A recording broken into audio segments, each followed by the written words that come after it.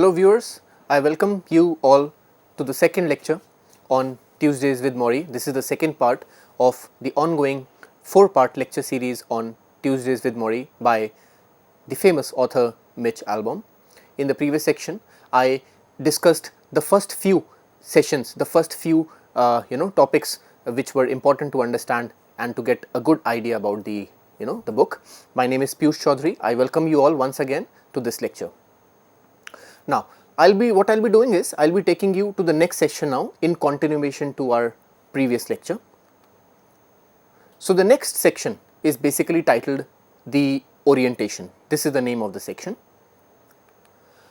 In this section, the author Mitch, what he does is he talks about his adulthood and how he was always in a hurry and he was living his life without any aim. And that he even mentioned that he operated 5 things at once, right? So finally, after seeing the television interview, when he sees the television interview, if you remember my previous lecture, he decides to visit his professor. So after that section titled the audio visual, where he sees his professor delivering a lecture, so he finally decides that he has to visit his dying professor, right? But he was nervous and he was not able to come to terms and to face his professor. And he was extremely awkward on seeing him. The reason is that Mitch, during his graduation farewell party, if you remember my initial lecture, my first lecture, I discussed how he promised that he will stay in touch with Professor Schwartz, but he never took any efforts to stay in touch with one of his favorite professors, right? He somehow manages to meet his professor ultimately, but then he was surprised at how Professor Schwartz remembered him. Still after so long, it's been almost more than 2 decades that they last met, and he remained as jovial, as full of life, as vibrant as he was 20 years ago, even on his deathbed, right? So when they both meet, Professor Schwartz begins by telling him that he is about to die. The first thing he says is that he is about to die, and from here, the author Albom says that their final classes have just now begun. He says that it is his final class and also the last class, because for the next subsequent weeks, he is going to meet his professor every Tuesday until he dies. And by the way, he dies even on a Tuesday, right? So this chapter is important for all of us, this particular section, as readers, because we see that Mitch Albom is upset on himself.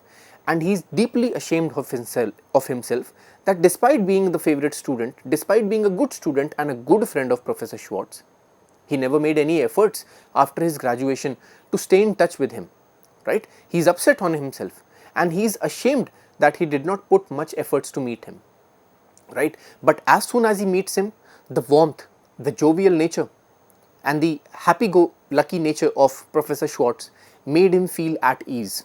And he finally forgets and he lets go of his awkwardness and his regrets. Such is the personality of Professor Schwartz, who is able to create a difference with just a smile, who is able to create a difference with his warm words of wisdom, who is able to create a difference in everyone's lives, with his character and his lively nature, right? So this section which I just discussed, it was the orientation, it basically ends here. I'll be going on to the next section. And the next section is titled The Classroom. This chapter, The Classroom, begins with the author Mitch Albom realizing that in earning money and in the hustle bustle of everyday life, he forgot even to make friends, right? And he has no friends whom he can call as his own. So this section, which is titled The Classroom, basically in that classroom, he has no friends. And in a way, it also does the justice in the sense that now when he is with Professor Schwartz currently, he is the only student in the class, right? So ultimately, in this chapter, he realizes that he has become really successful, but at what cost? At the cost of his happiness. Then one day, Morrie asked him a series of questions. I'll just briefly show you the questions. Morrie, Professor Schwartz, he goes on asking him certain questions, right? So I'll just show you these questions. Have you found someone to share your heart with? He asked. And he here is, by the way, it's Professor Schwartz. Are you giving to your community? Are you at peace with yourself? He asks. Are you trying to be as human as you can be? I squirmed, wanting to show I had been grappling deeply with such questions. What happened to me? I once promised myself I would never work for money. These last 3 lines are being spoken by the author Mitch Albom. He says, what happened to me? I once promised myself that I would never work for money. Right? So it is at this moment the author Mitch realizes that he has not lived his life as he wanted it to. Just a few paragraphs below. Now again, look at this conversation between Mitch Albom and Professor Schwartz, which is really enlightening, by the way. Look at this conversation. Dying, Morrie suddenly said, is only one thing to be sad over, Mitch. Living unhappily is something else. So many of the people who come to visit me are unhappy. Why? Well, for one thing, the culture we have does not make people feel good about themselves. We are teaching the wrong things, and you have to be strong enough to say, if the culture doesn't work for you, don't buy that culture. Create your own culture. Most people can't do it. They are more unhappy than me, even in my current condition. So you see these lines? These lines are, I believe, some of the most important lines in this entire book, because these lines provide the answer why people are unhappy. In a way, he is basically trying to say that society is highly judgmental towards people, and that is why people remain unhappy. Right? Perhaps these lines are very important for all the students who are watching this lecture. Right? Professor Schwartz is basically saying not to follow the rat race, not to follow the herd. What these lines that I just now read means that you need to live life on your own terms, create your own culture. That is what he said. That's why I said these are very important lines from the book. Don't follow someone else's passions. Don't follow someone else's life. Don't live someone else's life. This is what he's trying to say. Right? So that's why I said these are the most important lines, what, the central crux of this entire book. Then after a while, what Professor Morrie does is he conducts a lung test with Mitch to tell that his lungs are very weak and that ultimately he will die due to suffocation of his lungs. And this chapter, ends here. So before the next session begins, the author takes us back into the past, into a dialogue that he had with his professor when he was a graduate student. Now once again, I will be showing you certain lines on the screen, and through these lines we will understand the lesson that Professor Schwartz wanted to give to his student, to his young student, Mitch Albom. He says, have I told you the tension of opposites? The tension of opposites. Life is a series of pullbacks and forth. You want to do one thing, but you are bound to do something else. Something hurts you, but you know it shouldn't. You take certain things for granted, even when you know you should never take anything for granted. A tension of opposites, like a pull on the rubber band, and most of us live somewhere in the middle. Sounds like a wrestling match, I say. A wrestling match, he laughs. Yes, you could describe life that way. So which side wins, I ask. Here I refers to the author Mitch Albom. Which side wins? He smiles at me. The crinkled eyes, the crooked teeth. Love wins. Love always wins. So you see, through these lines, the lines that you just now read on the screen, the author taught us about the value of love. So Professor Schwartz, in his younger days, when he was still a student, this is the lesson that he gave him. However, it is really ironic to see that, despite Professor Schwartz being the favorite professor of the author Mitch Albom, Mitch never learned anything from his professor all these years, for almost 2 decades. Right? It is now 2 decades later that he finally comes back, to meet his professor, and that too when he realizes that he has not been able to find happiness in his life, despite earning money, despite having sports car with him. Right? So the narrative then comes back to the present in this chapter. So after this visit, Mitch promises that he will come back to meet him after his first visit, but then he again does not go there. Right? Now comes the next session, which is titled Taking Attendance. In this chapter, the author, Mitch, has now gone to London to cover the famous Wimbledon sports competition, which is a very famous tennis tournament, as we all know. And we know he's a sports journalist, so he's always on the move, covering sports events from one place to another. Even on the visit, he keeps remembering what was taught to him, right? He says that Morrie has created his own culture of life, and his own way of life, which is full of positivity, which is full of kindness, which is full of empathy, full of conversations, affection, so on and so forth. However, he realizes on his visit, when he's on the move, that he's not contributing anything towards the society, but he's just focused on his own work, and now he has become a complete workaholic. Even sitting in London, he remembers these words by Morrie, right? So, I'll just show you these words as you can see on the screen. I thought of something else Morrie had told me. So many people walk around with a meaningless life. They seem half asleep even when they are busy doing things they think are important. Why so? This is because they are chasing the wrong things. The way you get meaning into your life is to devote yourself to loving others, devote yourself to your community around you, and devote yourself to creating something that gives you purpose and meaning. I knew he was right. So, what Professor Schwartz is basically trying to tell us is that people don't realize that they are unhappy and that they are depressed because they keep on chasing what? The wrong things. So, according to Professor Schwartz, the only best possible way of adding some value, some meaning in one's life is to serve others, to love others, and basically to make a difference in someone else's life. Right? It reminds me of the very famous dictum, service before self. Right? So, this is what Professor Schwartz is basically trying to tell to his student. But we see that despite learning such wonderful words of wisdom, Mitch never tries to incorporate these things in his life.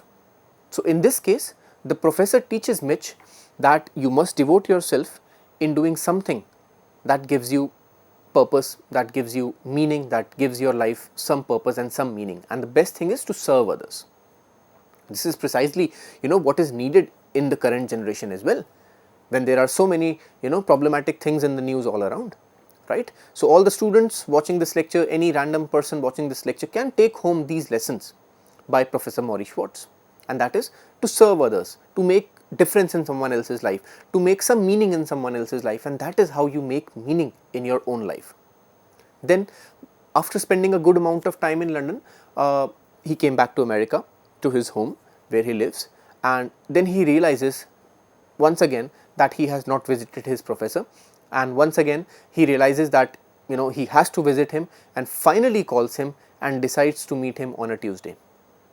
Also, we get to know that, by the way, Mitch Albom, at his workplace there was a strike, there was a general strike, and therefore he had no work currently, his office was closed, and hence he decided that he will finally go to meet Professor Morrie Schwartz to somehow pass his time.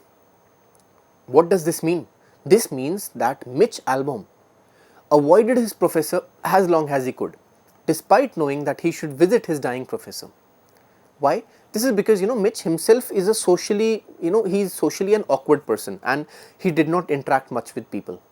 He was more or less an introvert and an extreme workaholic, and he also did not know how to show his emotions. By the way, towards the end of this book, he becomes, I can say, quite the complete opposite of what he is at this point of time. Towards the end of the book, he is not socially awkward anymore. He devotes a good amount of time to his work, but also devotes a lot of time in doing good to the humanity towards the end, and that is why he is able to bring out this book.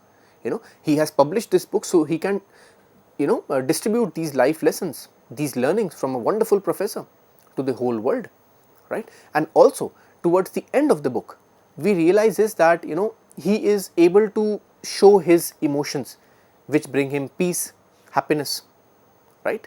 So, basically the section titled Taking Attendance, it ends here. Now, from this point onwards, the remaining chapters will cover each and every subsequent Tuesday that this professor, that he will learn with his professor. So each and every Tuesday he learns new things, right? So for the next 14 Tuesdays, that is what this means is for the next 14 consecutive weeks, he will continuously meet his professor, and each week will be dedicated to one aspect about human life. And then finally, it is after the 14th Tuesday that Professor Schwartz finally dies.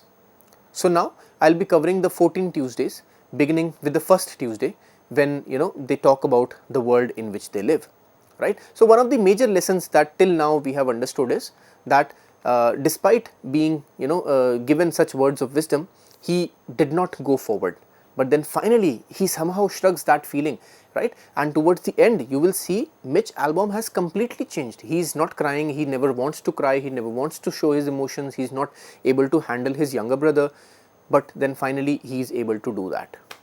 Now from here, let me now take you to the first Tuesday, which is titled We Talk About the World. This is the first Tuesday, so this is the first section. So finally their learnings have now begun. So on this Tuesday, they both talk about the world and the larger problem that there are in the world itself. So Professor Schwartz tells Mitch that since he is suffering, he can feel very closely what people suffer. Professor Schwartz says that he is now more receptive to the pain around people and the pain that people go through. They talk about the various issues in the world, like for example terrorism, and he proclaimed that people should not hate each other. Professor Schwartz tells him that once he saw a television news of innocent people being bombed in a terrorist attack, and this made him cry a lot. On the other hand, this moment makes Mitch realize that he is a journalist. He has been working in the news business. He has been covering so many stories about people getting killed, but he has never cried, right? So there must be something really humane about Professor Morrie Schwartz, and perhaps that humanity till now is dead in his student. Now look at these lines to understand the character of Professor Morrie Schwartz. Amazing, I thought. I worked in the news business. I covered stories where people died. I interviewed grieving family members. I even attended the funerals, but I never cried. Morrie, for the suffering of people half a world away, was weeping. Is this what comes at the end? I wondered. Maybe death is the great equalizer, the one big thing that can finally make strangers shed a tear for one another. So these lines prove that how in the fast-paced world, people like Mitch Albom have lost all sense of sensitivity. All sense of sensitivity related to tragic events like death, murders, executions, terrorist attacks, killing of innocents, and these things have no effect on himself. But Professor Morrie Schwartz understands that Mitch is deep down an emotional person, but he is just not able to show his emotions. So what he does is he teases him every now and then, he indulges in this sort of a banter, and he keeps telling him that one day I will definitely make you cry, right? So he keeps troubling his in a playful manner. So I'll just show you these lines and this will make you understand how Professor Schwartz teases his favorite student and teases him in a very funny and a very innocent manner. As you can see on the screen, he grinned. Ah, Mitch, I'm gonna loosen you up one day. I'm gonna show you it's okay to cry. And there he says, yeah, right? We laughed because he used to say the same thing nearly 20 years earlier. And he used to say, I'm gonna loosen you up one day, I'm gonna show you it's okay to cry. Right? So you see in these lines, Professor Schwartz is teasing him and he's saying that I'll make you cry. But Mitch Albom, because he can't show his emotions, he's just ignoring him. He says, yes, okay, fine, you can make me cry. And towards the end, he does make him cry. Towards the end of the book, he actually starts crying because of the deep-seated love that he had for his professor. On this Tuesday, on the current Tuesday that we are talking, they talk about love, and look at these lines that the professor teaches to his final students. Mitch, you asked about caring for people I don't even know, but I can tell you the thing I am learning most with this disease. He asked, what is that?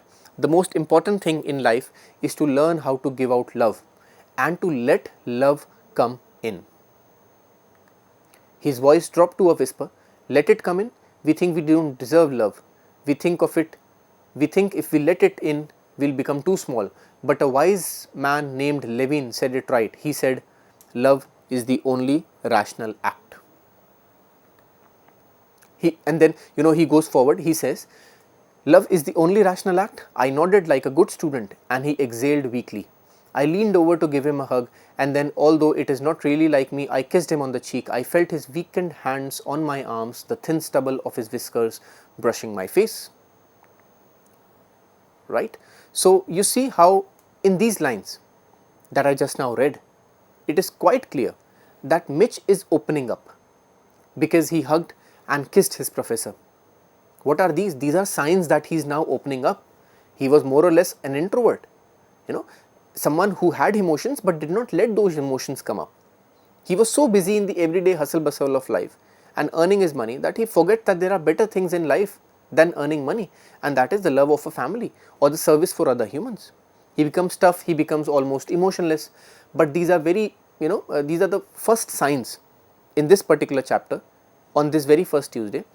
These are the signs that he is now finally opening up and is finally able to show his emotions. So, therefore, this book also shows the growth of the author Mitch Albom as a better human being.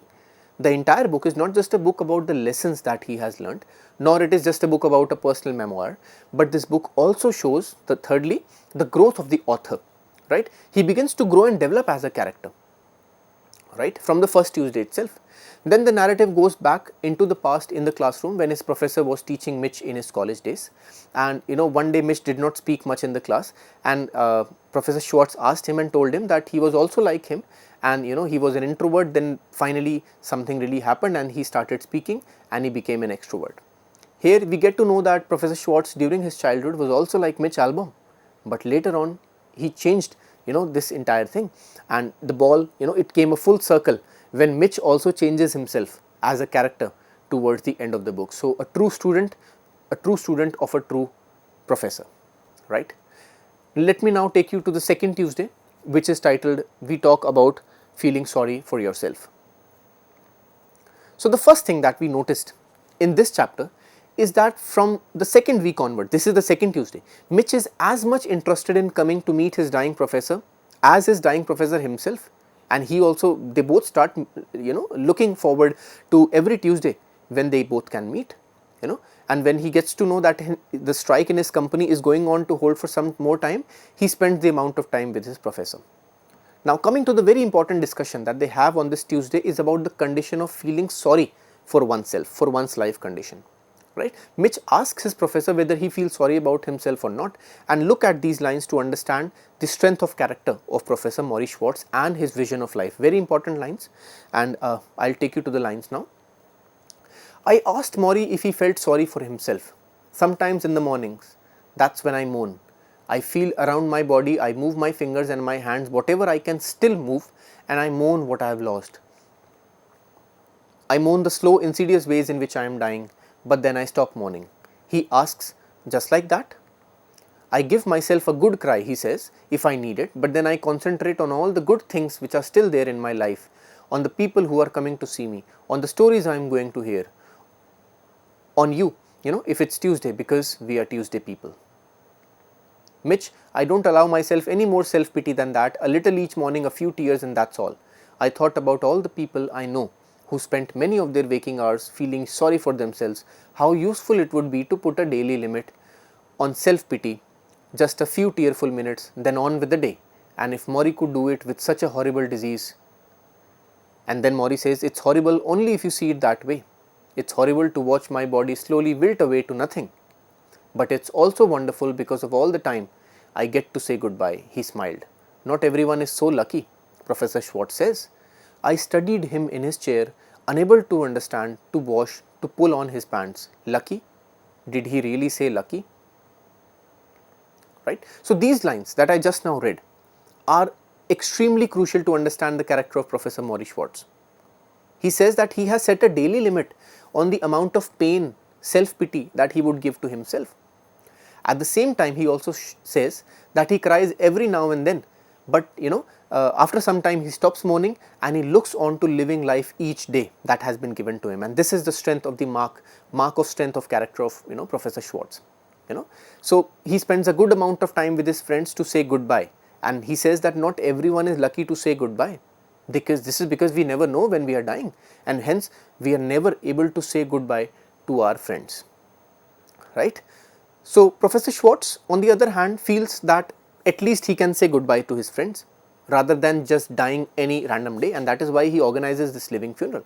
But what is perhaps even more interesting to know and to learn from this chapter is that one must put a limit on the self-pity for oneself, one's problems. And the learning that we all can take home is we all can be like Professor Schwartz. If we are confronted with some problem, some tribulation, some tragedy, some pain, then we must learn how to move on from it to live a better, a healthier life and a much more peaceful life.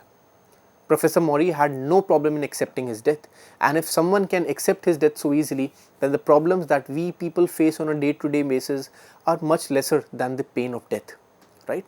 So therefore the lesson that we can take home from this particular incident and from this book is that as humans, we should feel upset about bad things that happen to us, but then we should not hold on to those bad things, and there should be basically a limit to the self-pity of our own problems.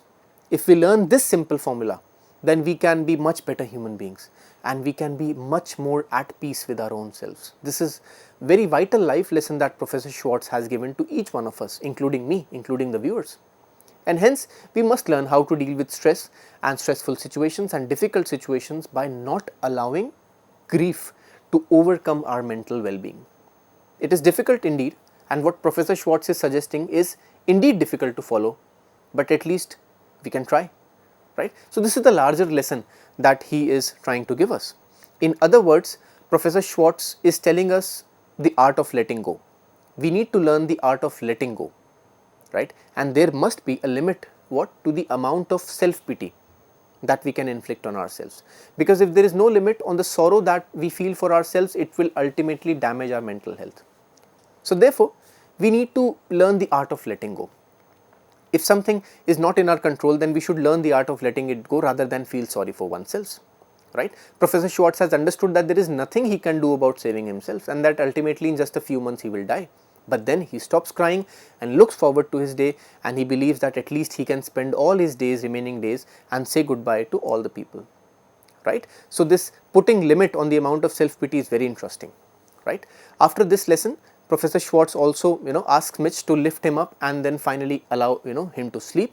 And when he realizes, look at this realization that he understands, and when he realizes that when he picked up his professor, he is now shriveling by each passing day, and when he lifted him, this makes him realize that death was surely coming towards Mitch Albom himself, and that someday he will also die like his dying professor, and he realizes that he has to do something about it. This chapter ends here. So I bring this lecture to an end here today. I will be uploading the summary of the remaining chapters in the subsequent lectures, and they will be uploaded for the viewers at the CEC platform.